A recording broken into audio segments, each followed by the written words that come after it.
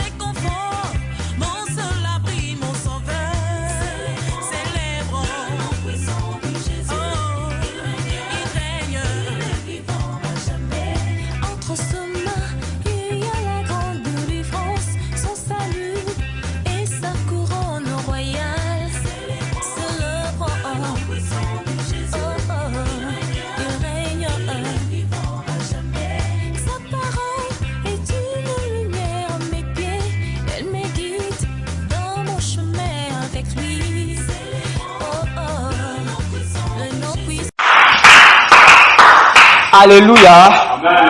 Bien-aimés, bonsoir. Que Dieu nous bénisse. Amen.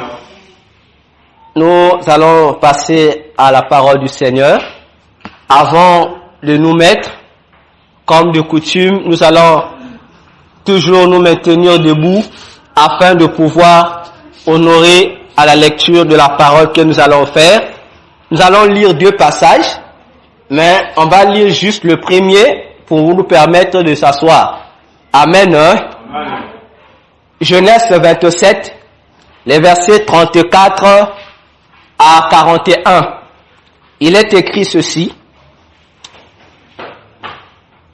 Je répète, Genèse 27, les versets 34 jusqu'au verset 41.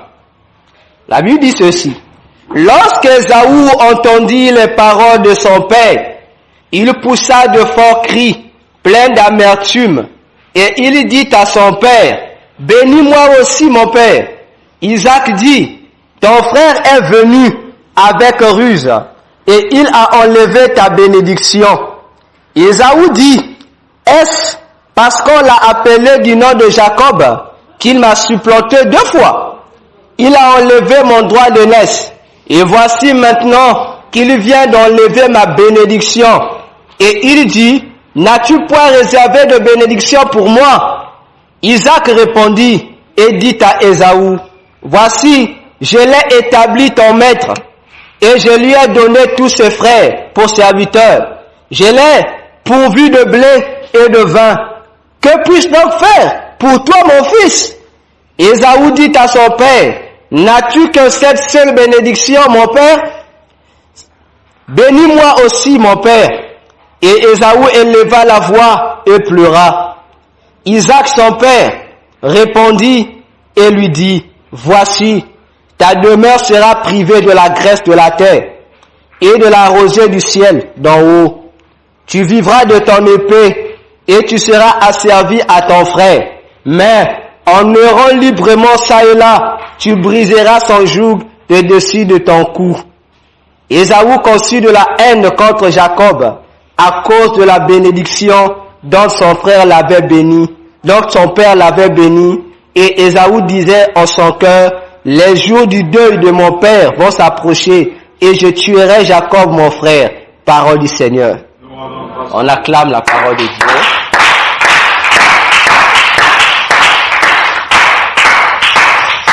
Nous pouvons nous asseoir.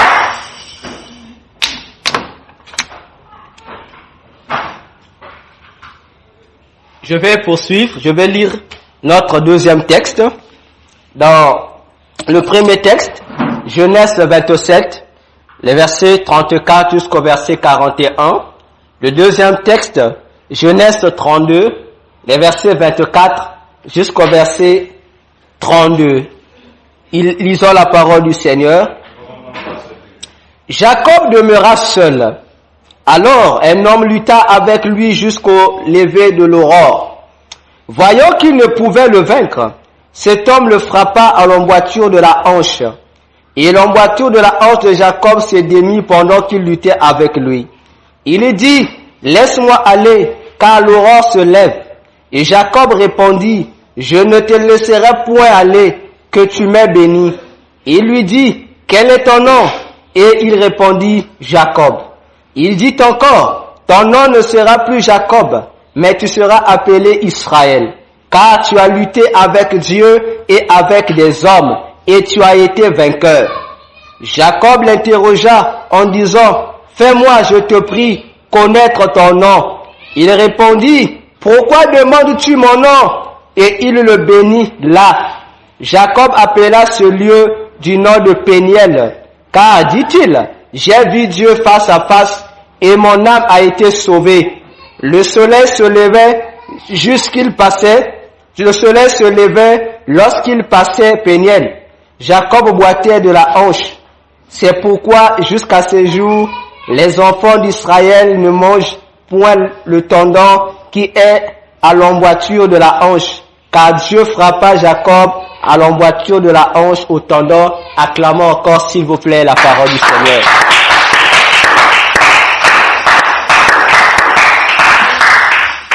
Amen. Amen.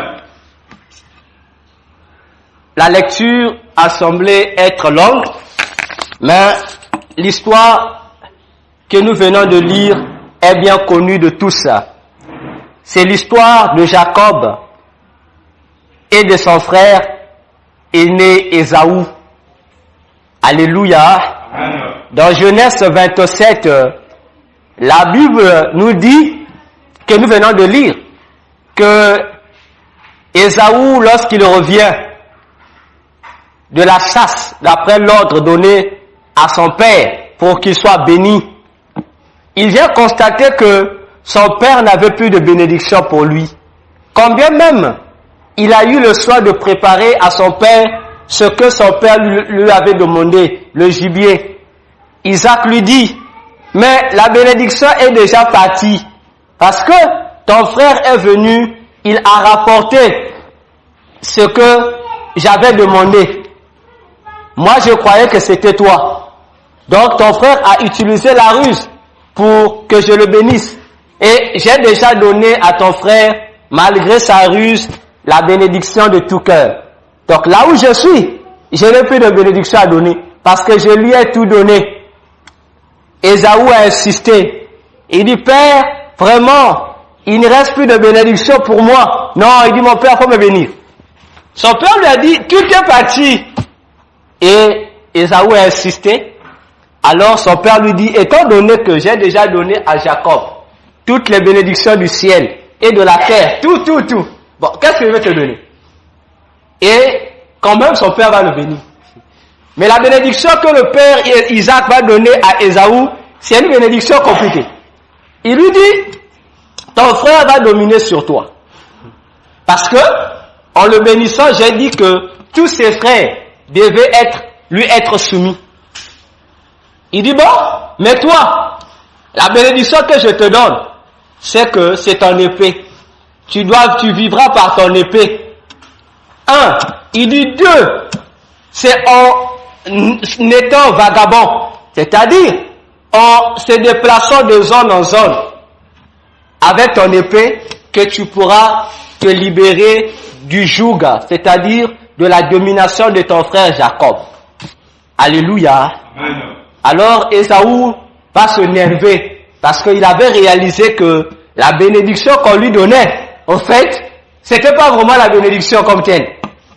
Et depuis ce jour, Ésaü eut de la haine contre son frère Jacob.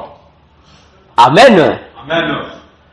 Dans Genèse 32, on nous parle de ce Jacob-là. Il est arrivé un jour où ce Jacob, pendant qu'il était chez son frère Laban, hors de Canaan, qui était la terre où il est né, après avoir pris ses 2 femmes, Léa et Rachel, Dieu va dire à Jacob, Jacob, tu veux que je te bénisse? Tu dois retourner dans ton pays d'où tu es né, là où on t'a fait naître. Il faut que tu retournes là-bas, c'est-à-dire à Canaan. Alors, Jacob, étant au courant qu'à Canaan, il avait volé la bénédiction d'autrui, et que c'est le vol de la bénédiction d'autrui qu'il avait fait fuir Canaan pour l'amener là-bas dans le pays de son oncle Laban, le frère d'Abraham. Alléluia. Lorsqu'il va arriver là-bas, quelque chose va se passer. Et après d'avoir reçu ce message de Dieu, il sera troublé. Parce qu'il est conscient que là-bas à Canaan, Ésaü est toujours là-bas. Là-bas à Canaan, Ésaü aussi est devenu un chef. Ésaü aussi est devenu quelqu'un. Ésaü est devenu comme un roi. C'est lui qui domine. Ah! Mais Jacob, Dieu lui dit, moi pour te bénir, il faut que tu rentres là-bas. Alors, la Bible dit, Jacob va tourner la tête. Il va dire vraiment, il y a une mission suicide. Il dit, qu'est-ce que moi je veux faire? Il a réfléchi. Il a dit, bon, je n'ai pas de choix.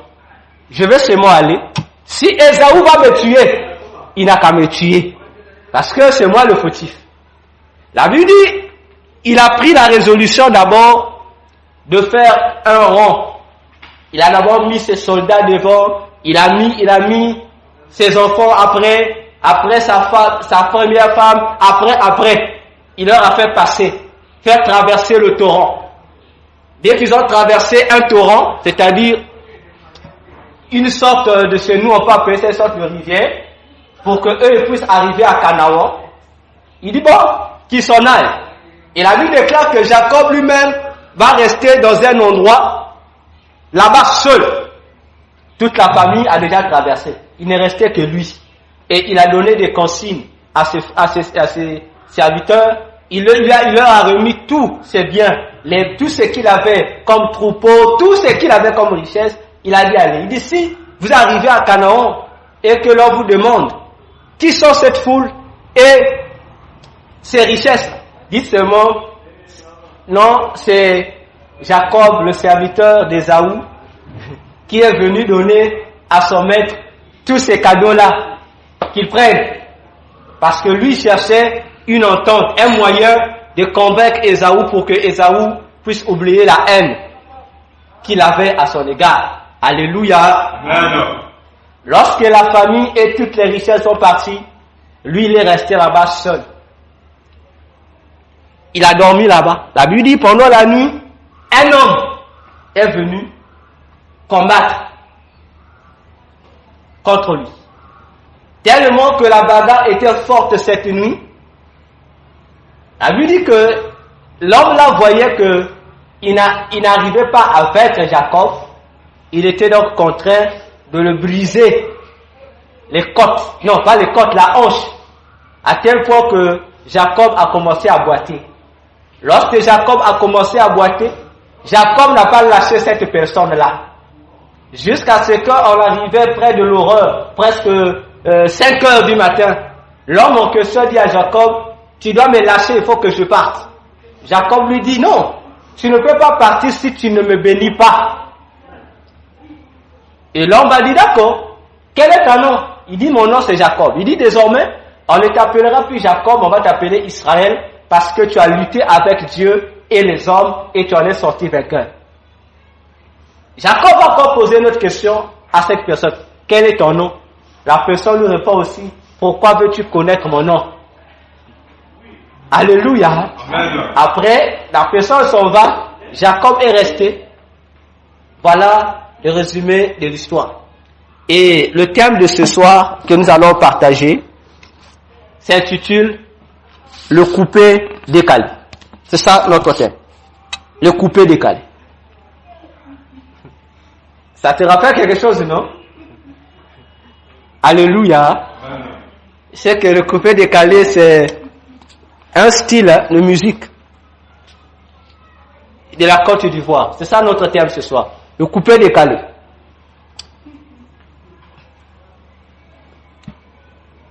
Le coupé décalé, tel que nous l'avons connu, c'est un genre de musique qui est né en Côte d'Ivoire. Et son créateur, s'il faut le dire ainsi, c'est lui qui a fait apparaître ce style de musique, c'est Doucouré Stéphane. Alléluia. Qui se surnommait Doug Saga. C'était parmi les chanteurs que j'aimais bien. Parce qu'il chantait des choses que nous, les écrivains engagés, nous aimons. Les gens qui chantent pour dénoncer les choses, les gens qui chantent pour dire ce qui est mauvais, pour condamner les mauvaises actions. Alléluia.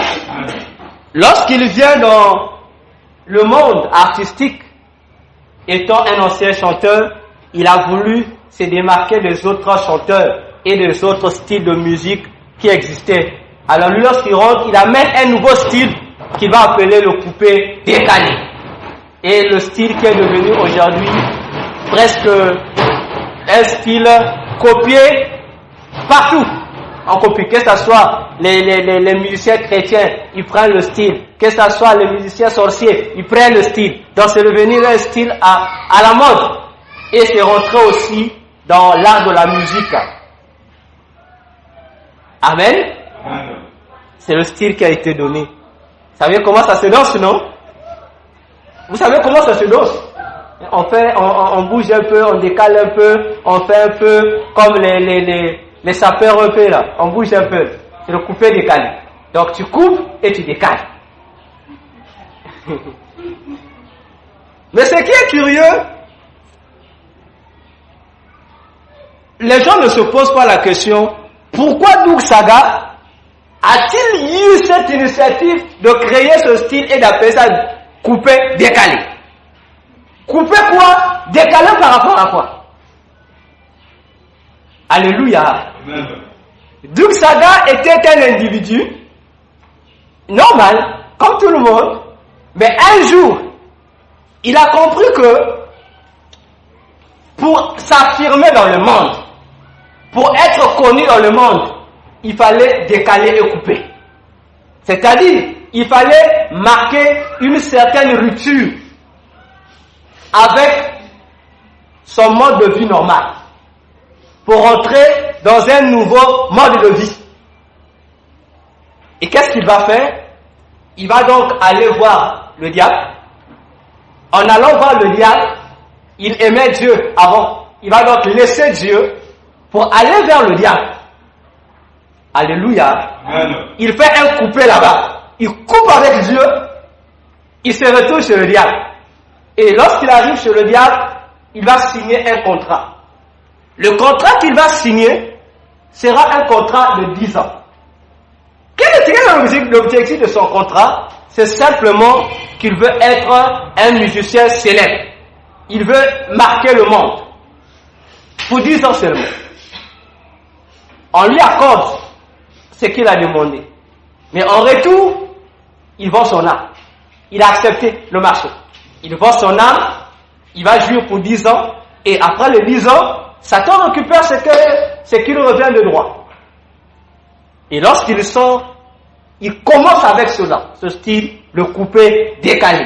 C'est-à-dire, j'ai coupé avec Dieu, j'ai décalé. Autrement dit, j'ai dit non à Dieu, j'ai changé de chemin.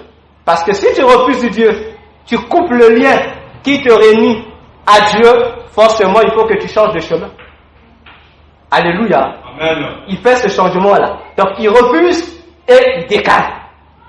Et c'est pas aussi nouveau. Ça fait aussi partie des prophéties annoncées dans la Bible. Si vous lisez bien Puissance 2, vous allez retrouver le coupé et le décalé. Ça se trouve là, noir sur blanc. Mais nous parlons du coupé décalé. Nous prenons le même style. Le coupé décalé. On a ici en face de nous un Jacob. Jacob, un jour, étant le second jumeau, mais le cadet, pendant que son père s'apprête à bénir son frère Ésaü, il sera intoxiqué par sa maman. Non, avant même cela, Ésaü un jour avait faim. Il vient trouver Jacob en train de manger. Jacob a bien préparé, il mangeait. Ésaü va donc dire à Jacob, vraiment j'ai faim, donne-moi à manger. Jacob aussi va dire à Ésaü, qui était son aîné, Jacob va lui dire, Ésaü, si tu veux que je te donne la nourriture que je suis en train de manger, si tu veux que je te donne les légumes que je suis en train de manger, vends-moi ton droit de naissance. C'est-à-dire, faisons un échange. Quel est l'échange que nous allons faire? Moi, je te donne à manger. Toi, en retour, tu me donnes ton droit de naissance. C'est-à-dire, tu ne seras plus l'aîné. Moi, Jacob, qui suis le cadet, je vais prendre ta place, je deviens l'aîné. Alléluia. Amen. Le marché est conclu. Ésaü, tellement qu'il avait fait, il voulut trouver que le droit de naissance n'avait pas d'importance. Il va donc faire la même chose. Il va dire, oh, prends pour toi, moi c'est la nourriture. Après avoir pris cela, le jour J où papa devait bénir les enfants, comme d'après l'ordre de Dieu, l'enfant qui était disposé à recevoir la bénédiction de Dieu, c'est l'aîné de la famille. Le premier enfant de la famille, c'est lui qui est censé recevoir la bénédiction du Père. Parce que l'aîné est considéré comme étant la porte de la bénédiction de la famille. Église, est-ce que vous suivez? Amen. Alors, ce jour où Isaac va se mettre à bénir ses enfants, Isaac, ne connaissant pas la réalité de ce qui s'est passé, ne connaissant pas le marché ou l'accord qu'il y avait eu entre ses enfants, lui va garder l'ordre établi par Dieu. Il va garder cette logique de Dieu de donner la bénédiction à l'aîné. Il va donc appeler Ésaü pour pouvoir lui remettre la bénédiction qui lui revient de droit en tant qu'aîné. Et lorsque Ésaü aussi avait oublié les accords qu'il avait signés avec son frère Jacob, pendant que lui est allé dans la forêt pour chercher un gibier, pour répondre à l'exigence de son père, la Bible explique que Rebecca, qui était leur maman, avait suivi. Et lorsque Rebecca va suivre l'événement, Rebecca va dire à Jacob que Jacob, voilà, on veut remettre ta bénédiction à ton frère. Il faut que toi, tu puisses aller récupérer ce qui te revient de droit. Et Jacob va donc se déguiser comme Ésaü et il va prendre le soin de préparer la nourriture. Même pas lui qui prépare, c'est la maman qui prépare la nourriture à sa place pour lui donner, et lui à son tour il va aller auprès du Père et il va arracher la bénédiction qui lui revenait de droit.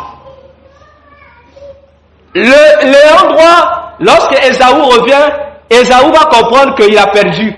Mais il ne va plus se rendre compte qu'il y a eu un contrat entre lui et son frère cadet.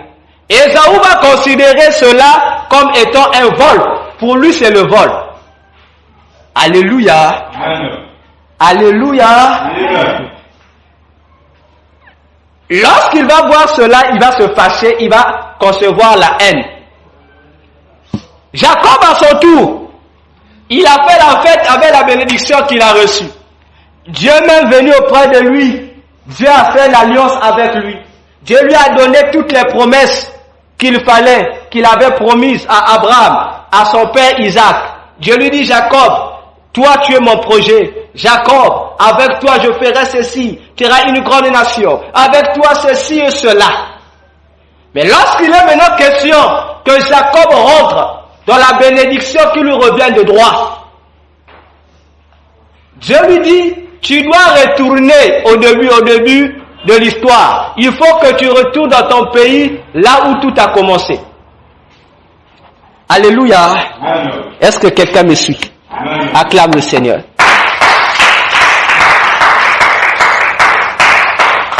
Jacob, Dieu a des principes, bien aimés.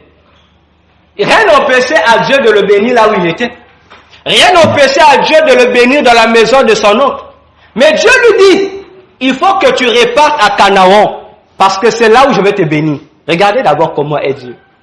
Dieu attend que Jacob retourne à la case départ pour qu'il le bénisse.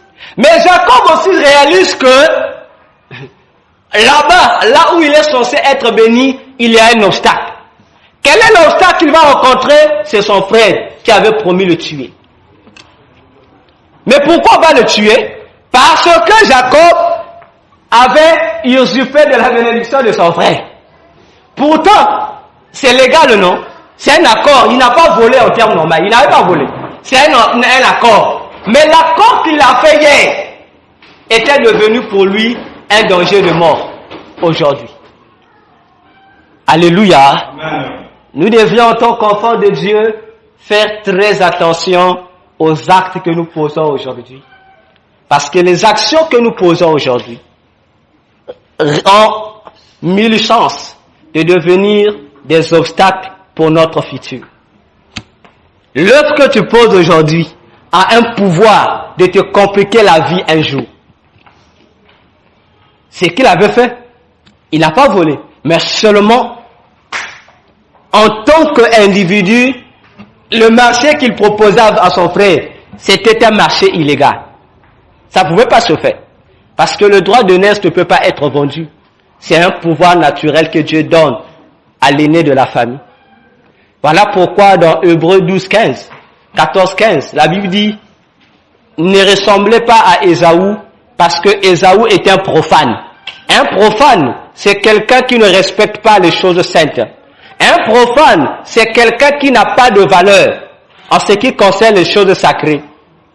Alléluia. Amen. Alors, Jacob, qu'est-ce qu'il va faire? Par cette peur, il va même faire la prière à Dieu. Dieu, vraiment, fait que mon frère Ésaü ne puisse pas me tuer lorsqu'il va arriver et qu'il ne me fasse pas du mal. Dieu, il a prié, il a prié, il a prié, il a prié. Mais malgré qu'il a prié, il a envoyé sa famille, les biens de l'autre côté. Alors la Bible dit qu'il est resté seul. Dans cet endroit où il partait, il est resté seul. Il n'y avait avec lui aucun serviteur. Il n'y avait avec lui aucune femme, aucun enfant, aucune richesse. Donc, il n'est resté que avec les habits qu'il avait et le lieu où il dormait. C'est là il est resté ainsi. Alléluia. Amen. La Bible dit, dans Genèse 32, le verset 24, Jacob demeura seul. Mais il y faisait nuit. Il est resté là seul jusqu'à la nuit. Mais il est resté seul. Il faisait quoi? Déjà, son cœur battait parce qu'il y avait un danger. Il était traumatisé. Il était dans l'angoisse parce que il y avait un danger devant lui. Lui qui a quitté là-bas, il n'était pas un homme fort. Mais Ésaü, son frère, qui était resté au pays, il était devenu puissant.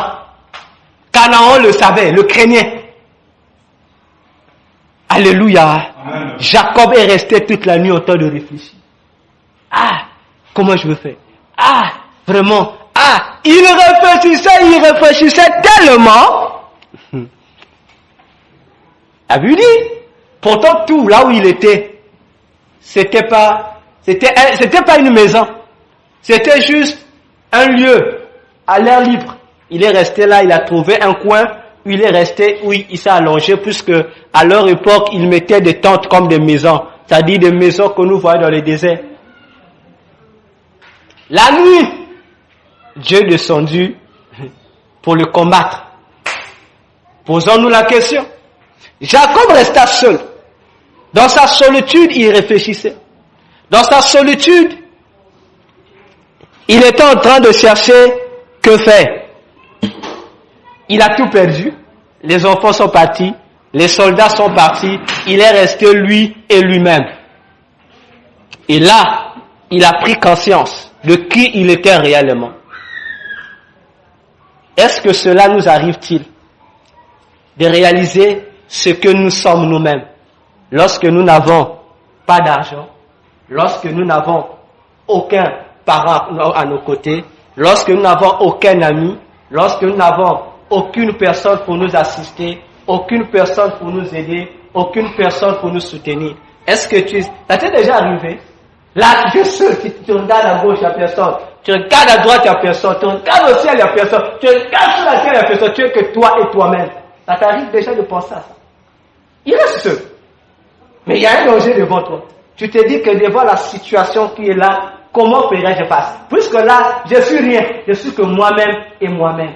Est-ce que ça t'arrive déjà à réaliser cela? C'est dans cette attitude que Jacob était. Il réalise en fait que peu importe ce que j'avais reçu, peu importe ce que je suis, fils d'Abraham, j'ai parlé à Dieu, mais là où je suis là, je réalise vraiment qui est Jacob. Je réalise réellement qui suis-je. Maintenant là, qui suis-je? Sûrement, il commençait à se dire, vraiment, demain, je vais mourir. Demain, mon frère va m'attraper. C'est qu'il va me faire. Vraiment, Dieu, Dieu, Dieu. En rentrant dans cette attitude-là,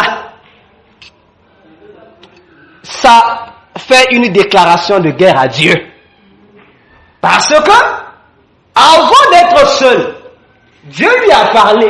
C'est Dieu qui lui a dit, Jacob, quitte, retourne là-bas, c'est là que je te bénirai. Dieu lui a rassuré, je serai avec toi. Il a prié, Dieu a convaincu que je serai avec toi. Mais l'attitude qu'il avait là, la solitude qu'il a pris, ne devait pas avoir de place. Étant donné qu'il est rentré dans cette phase-là, en train de raisonner sur ce qui devait arriver demain, pour lui, il pensait qu'il était perdu. Il pensait que c'était fini. Parce que lorsqu'il envoie toute la famille et les milliers de soldats, il n'était pas sûr qu'il devait être vivant. Il devait d'abord tuer tout ce monde et lui après, il devait aller se livrer lui-même. Alléluia. Amen. Cela est une déclaration de guerre qu'il avait faite à Dieu. Quand pour dire à Dieu, c'est vrai que je suis avec toi, mais je trouve que Dieu, vraiment, je trouve quelque chose de mieux ailleurs que toi. Même si tu m'as promis. Mais étant donné que mon cœur n'est pas en paix là, je trouve que demain est proche. La situation là, telle que je connais Ésaü, la colère avec laquelle il est en train de me regarder de loin là-bas. Dieu, vraiment ici, je ne pense pas que Dieu tu sois capable vraiment de me délivrer. Pourtant, avant, il a prié. Mais malgré la prière, il n'était plus sûr. Alors, lorsque toi, tu te permets de remettre en cause la crédibilité de Dieu, ça veut dire que tu vas rencontrer Dieu sur ton terrain. Et la Bible dit que Dieu n'a attendu que la nuit. La journée, on lui a laissé. La nuit, pendant qu'il est seul, Dieu vient pour se battre avec lui. Alléluia. Amen. Dieu descend pas pour le bénir, mais pour se battre avec lui. Voilà ce qui pousse parfois Dieu à nous combattre. Pas le diable, mais Dieu à te combattre toi, à te combattre moi. Parce que cette situation, plusieurs la rencontrent lorsque nous arrivons là. Plusieurs rencontrent cette situation. Dieu t'a fait une promesse. Il t'a rassuré. Mais lorsque tu arrives devant un obstacle, tu regardes. Tu as oublié que Dieu t'avait rassuré. Maintenant, tu commences à faire la guerre à Dieu sans t'en rendre compte. Tu commences à douter de la fidélité de Dieu. Tu commences à douter des promesses de Dieu. Tu commences à remettre Dieu en cause. Comme pour dire à Dieu, vraiment ici je trouve que Dieu, tu es trop petit pour agir. Je trouve que ici Dieu, en tout cas tu ne peux pas agir. Alléluia. Amen. Lorsque l'autre Dieu est venu, lui-même ne savait même pas que c'était Dieu. Tellement qu'il pensait trop sûrement, tellement que le souci qu'il avait dans son cœur avait vraiment rongé son cœur. C'était vraiment en profondeur de son cœur. Il avait même plus de temps de se demander, la personne va me combattre. Elle est mouillée ou comment? C'était plus son problème. Et c'est ce qui nous arrive aussi. Lorsque nous souffrons trop, tellement que la souffrance nous envahit, les personnes que nous rencontrons devant nous, on perd le discernement.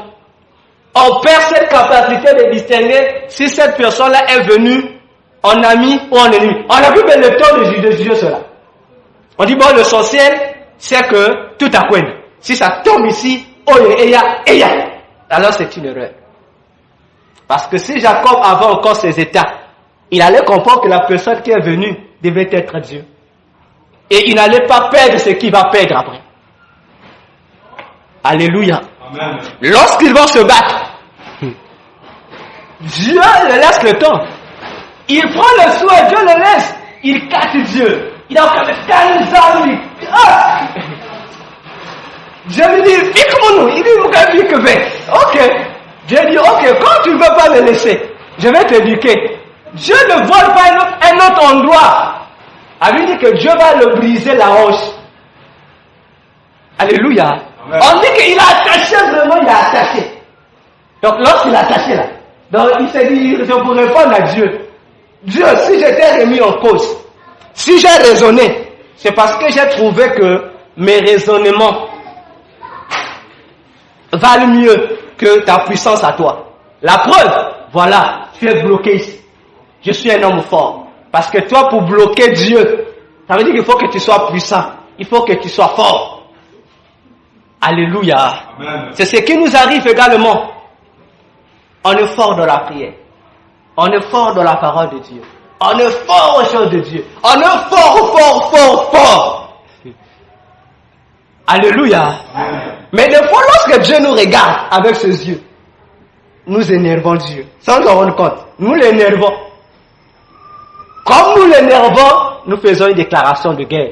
Parce que là, à ce moment-là, nous faisons un coupé et décalé à Dieu. Alors que Dieu ne veut pas que nous puissions faire une coupure avec lui. Il veut que nous puissions rester dans le lien qui nous unit à lui.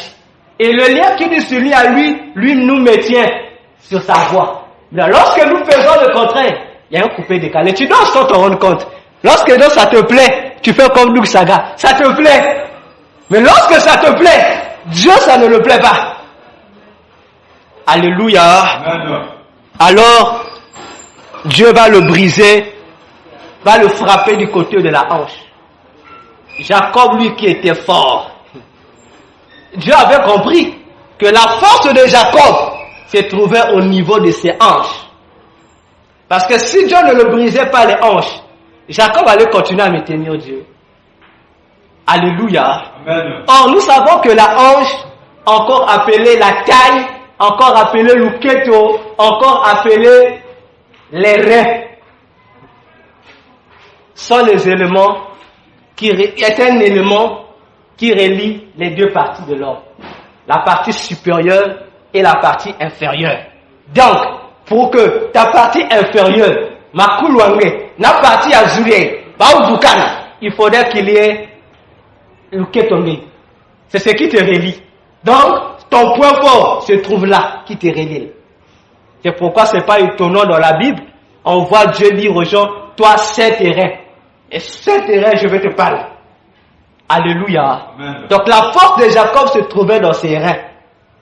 Comme ça se trouvait dans ses reins, il faut qu'on montre à Jacob, toi qui te crois fort, tu n'es pas fort. Il faut qu'on te brise pour que lorsque tu vas changer de posture, tu comprennes que le coupé décalé sur le pas de Dieu, c'est pas bon.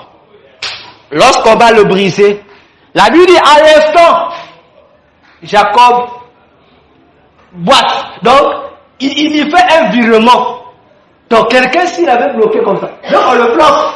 Il a senti que la position a changé. Et la Bible déclare que ça me faisait mal.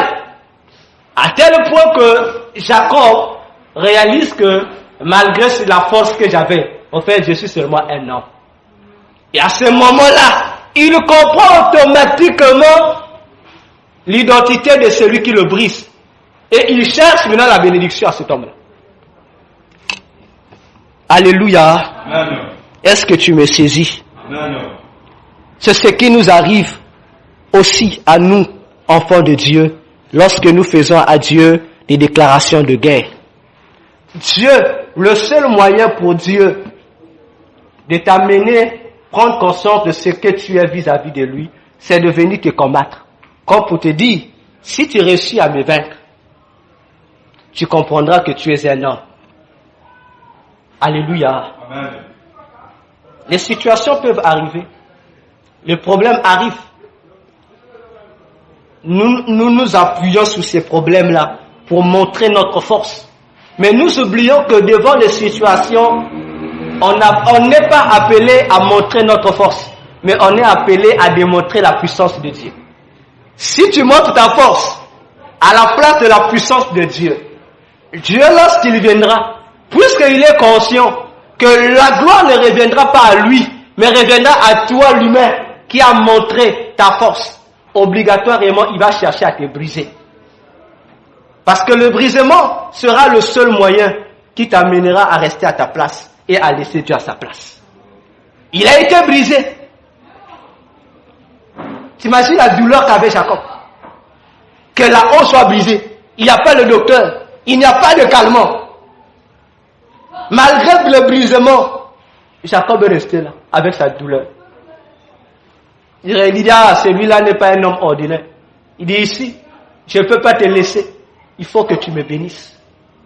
Il dit, il a compris que le seul remède pour réparer, c'était la bénédiction. Il n'y a que l'homme. Mais comment l'homme devait le bénir? Il savait qu'il y avait quelque chose qui l'entérinait. Il y avait quelque chose qui l'empêchait d'entrer en possession de sa bénédiction. Combien cela nous arrive-t-il? Lorsque nous sommes dans cette posture faible, lorsque nous sommes réellement en face d'une situation où tu as tout fait, mais tu réalises que la solution ne vient pas, où tu réalises que c'est soit la solution, soit le désespoir, ou soit c'est la vie, ou soit c'est la mort. Quelle attitude nous prenons vis-à-vis de cela? Quelles sont les déclarations que nous donnons? Alléluia. Amen. Alléluia. Amen. C'est là même que les hommes forts de Dieu tombent. C'est pourquoi j'ai remarqué la plupart des enfants de Dieu qui sont des experts pour exhorter les autres, qui sont les experts pour dire aux autres, et la foi, Dieu va faire, et. Regardez bien ces personnes. Lorsque les situations les arrivent, ils oublient les mêmes conseils qu'ils donnent aux autres. Eux-mêmes deviennent les ennemis de ces conseils. Autrement dit, la plupart de ces hommes-là, de ces enfants de Dieu-là, qui fortifient les autres, eux-mêmes, face aux situations, face aux difficultés, au lieu de surmonter, tels qu'ils enseignent aux autres, eux-mêmes ils font le contraire. Ils deviennent encore l'ennemi de cette foi qu'ils recommandent aux autres d'avoir. Ils deviennent encore les adversaires de cet espoir auquel ils recommandent les autres. Alléluia. Amen. Voilà pourquoi je les appelle les hommes de peu de foi. Parce que si tu trouves un bien-aimé dans une situation, tu réussis à le remonter le moral, à lui faire comprendre que malgré le poids que ce problème a, malgré la taille de la situation, que le bien-aimé doit s'accrocher à Jésus, que le bien-aimé doit croire que Dieu fera. Mais si à ton tour, lorsqu'on te ramène ça, on dit il faut avoir la foi. Ah, tu commences à insulter. Il faut avoir la foi. Tu commences à dire non, oui, la foi, mais il y a un problème.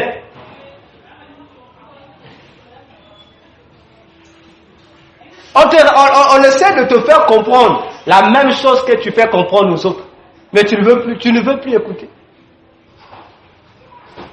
Alléluia. Amen. L'autre élément encore que j'ai remarqué, c'est que ces hommes-là deviennent encore les moqueurs de ceux auprès de qui ils exhortent, qu'ils fortifient en gardant la foi. Parce que, comment comprendre l'Église? Le docteur connaît. J'exhorte. Je dis, il faut avoir la foi. Si tu manques aujourd'hui, et la foi, demain, Dieu va te donner. Alléluia. Amen. Bon, on arrive demain. Je regarde encore le frère. Le frère, tous les jours, se fait dire, ah frère, vraiment, tu pries pas. Il y a problème. Et je me mets à me moquer du frère. Pour lui dire, le frère là, s'il n'arrive pas à se reparler, s'il n'arrive pas à être béni, donc c'est un frère, il est mauvais. Je mets toutes les injures sur le frère. Il y a problème. Alléluia. Amen. Parce que Un exhortateur doit être le modèle de celui qui l'exhorte. Maintenant, si tu te mets à te moquer de celui que tu fortifies, bon, lorsque lui sera au courant que tu te moques de lui, comment il va te prendre? Il va te prendre de moins sérieux. Alléluia. Amen. Alléluia. Amen. Jacob était fort. Laban le respectait. Quand bien même Laban voulait le faire le mal, Dieu a dit à Laban, ne lui parle ni en bien ni en mal. Jacob n'a rien fait avec toi. Mais lorsqu'il se retrouve dans une situation, il se détourne de cette situation pour faire autre chose de ce que Dieu attendait de lui. Parce que lorsque Dieu donne un ordre, Dieu veut que tu exécutes l'ordre tel qu'il donne. Quand bien même devant toi, il peut y avoir des obstacles. Crois seulement en Dieu. Remets-toi seulement au Seigneur. Mais si tu te mets à remettre en cause ce que j'appelle la crédibilité de Dieu, frère, sœur, ça va te coûter grave. Vous savez, dans la vie, il y a des situations qui arrivent où toi tu te dis, tu restes, tu dis vraiment, j'ai prié ici. Comment ça arrivé? Et si tu ne comprends pas l'importance de la foi, tu vas commencer à insulter le Seigneur. Tu vas commencer à dire ce qu'il ne faut pas dire. On dit, Dieu, pourtant je prie, pourquoi c'est arrivé? Dieu, j'ai prié, j'ai jeûné, mais pourquoi tu n'as pas épargné? Ça arrive.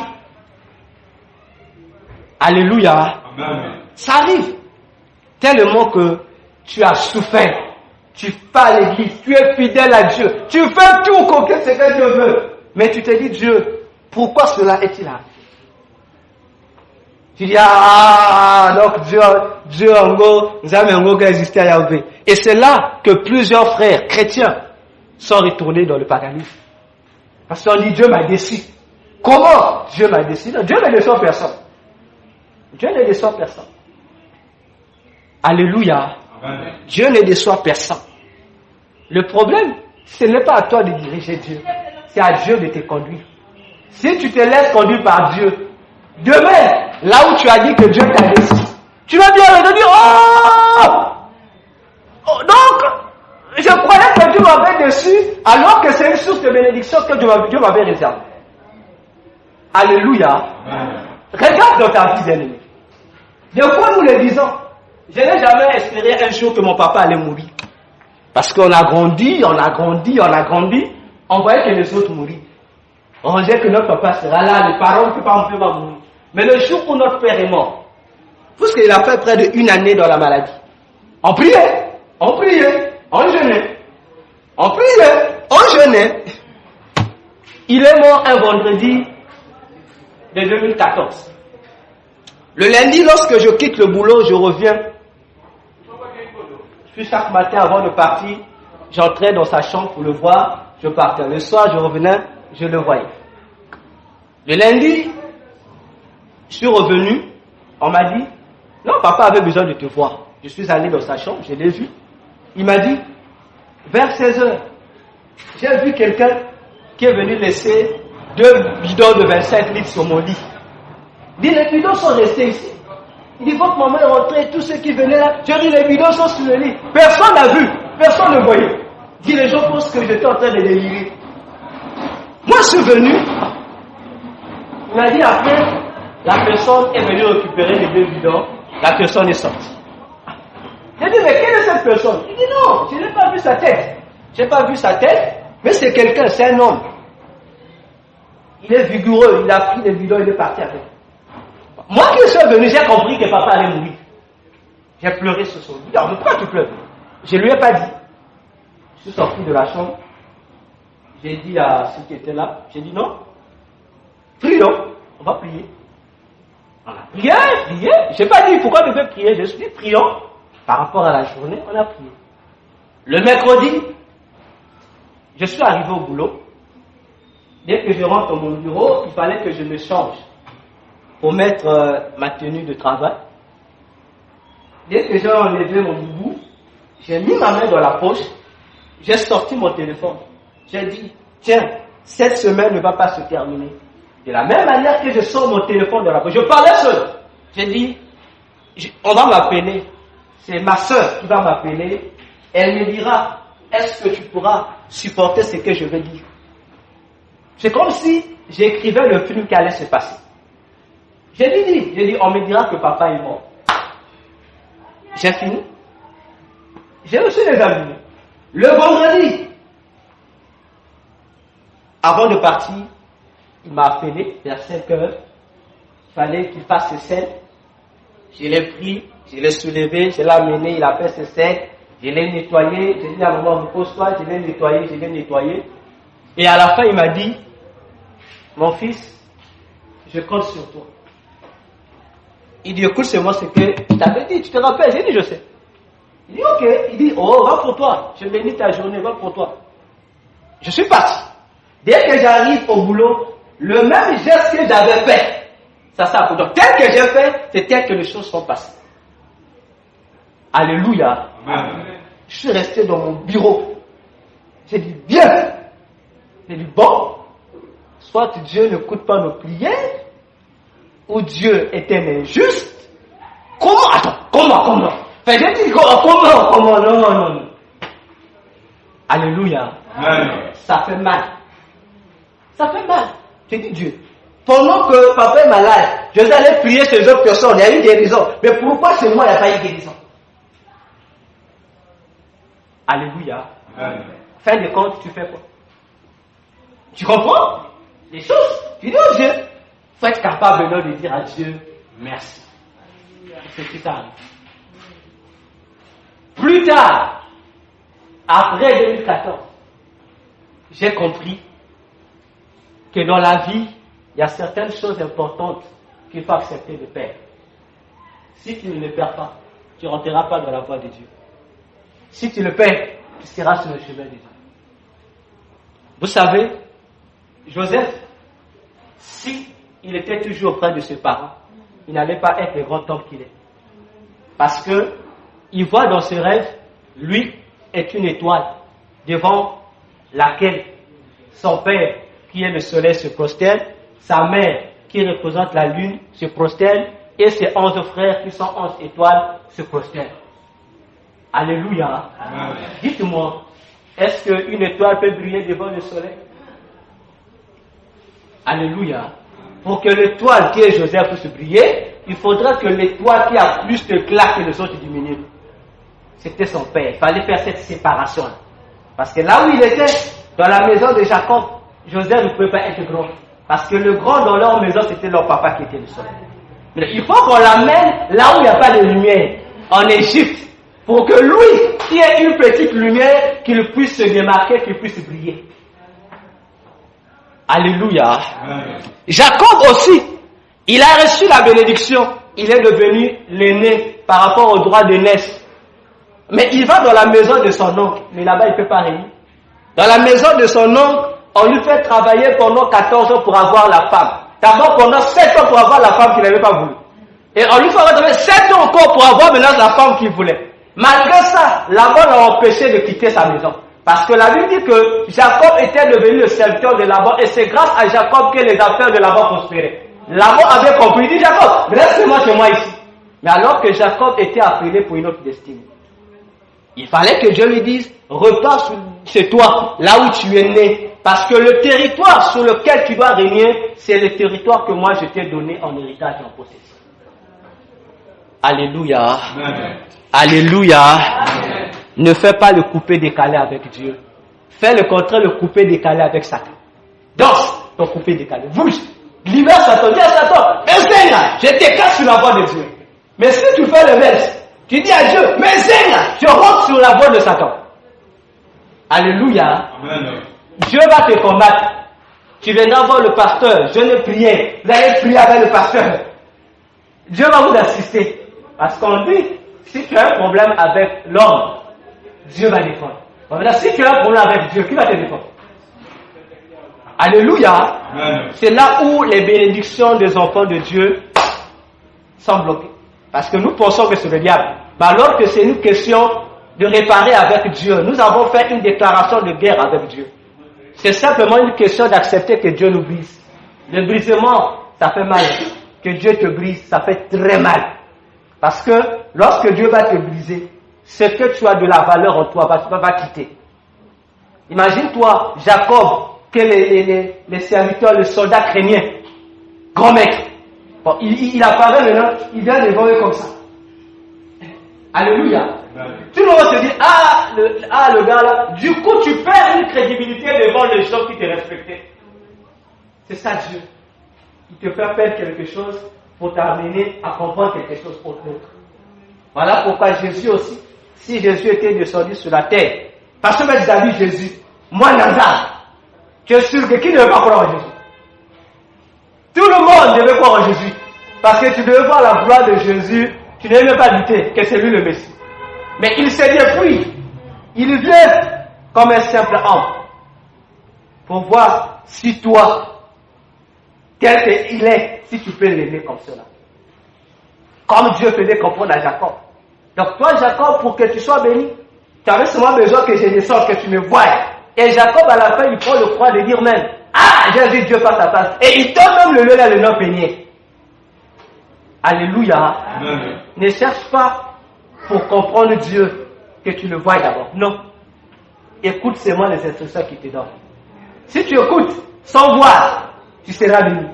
Maintenant, si tu cherches à le voir, prépare-toi à la guerre. Sache que lorsque tu vas le combattre, il va te laisser le bec. Alléluia. Amen. Il va te laisser le bec. Tu vas vaincre Dieu. Mais sache qu'en vainquant Dieu, tu vas boiter.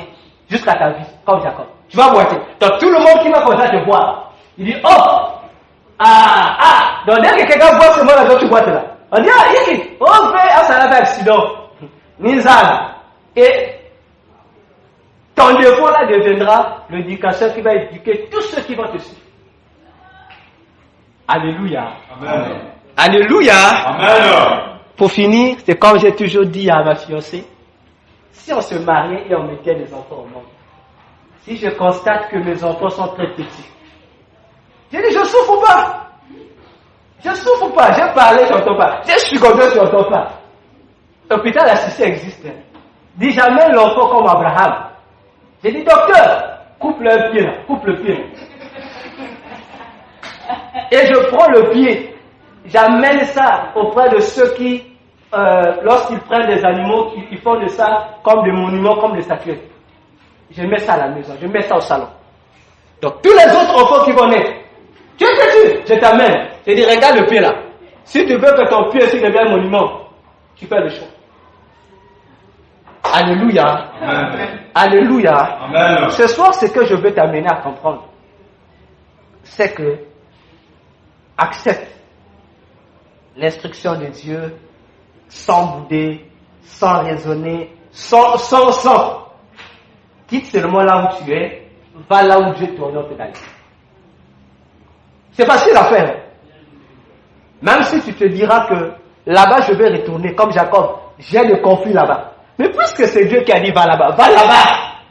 Dieu lui-même va prendre le soin de préparer le conflit là, d'arranger ça avant que tu n'arrives. Et lorsque Jacob s'est soumis, il est arrivé. Il lui s'attendait à autre chose. Que Ésaü va le voir, Ésaü va se fâcher. Mais Ésaü le reçoit encore avec honneur. Ésaü oublie même qu'il avait un conflit avec lui. Alléluia. Amen. Mais le commencement d'ici, il faut que tu sois seul. Seul. Lorsque tu seras seul, tu vas maintenant réaliser si tu es avec Dieu ou si tu n'es plus avec Dieu. Alléluia. Amen. Je répète. Si tu veux comprendre, c'est à quoi Dieu veut que tu fasses pour lui, sois seul comme Jacob. Oublie ce que tu as comme bien. Considère-toi comme si tu es né sans rien du tout, sans famille, sans rien du tout. Tu comprendras réellement ce que Dieu attend de toi. Parce que si la Bible nous dit recommande ton sort à l'Éternel, la suite il dit quoi? Mais en lui, est-ce qu'on a dit une carte de confiance? On a dit toute ta confiance. Est-ce que tu imagines ce que ça veut dire? Tu mets toute ta confiance. C'est-à-dire tu prends tout, pas à moitié. Tu as recommandé ton sort à Dieu. Tu prends toute ta confiance, tu lui donnes. Tu attends. Tu as donné toute la confiance. Ça veut dire que le doute n'a plus sa place dans ton cœur. Ça veut dire que les raisonnements n'ont plus de place dans ton cœur. Mais là, si tu commences à douter, c'est comme si tu as dit à Dieu, non Dieu, j'ai donné le kilo. Je vais retirer, je vais te laisser un demi. Et Dieu aussi à son tour, il va te laisser. Si tu n'écoutes pas, il descendra maintenant pour que tu puisses te battre avec lui. Lui, l'objectif, ce n'est pas de frapper. Mais l'objectif, ce n'est pas de vaincre. L'objectif, ce n'est pas de tuer. Mais lui, l'objectif, c'est de montrer que tu es mortel, que lui reste Dieu. Il va te briser la hanche. Et lorsque tu seras brisé, tu vas changer de posture. Et à ton tour, Doug Sagas, il a chanté le coupé décalé pour amener les gens ailleurs. Toi, tu vas chanter le coupé décalé pour amener les gens à Jésus. Parce que tu deviendras un monument que les gens vont respecter.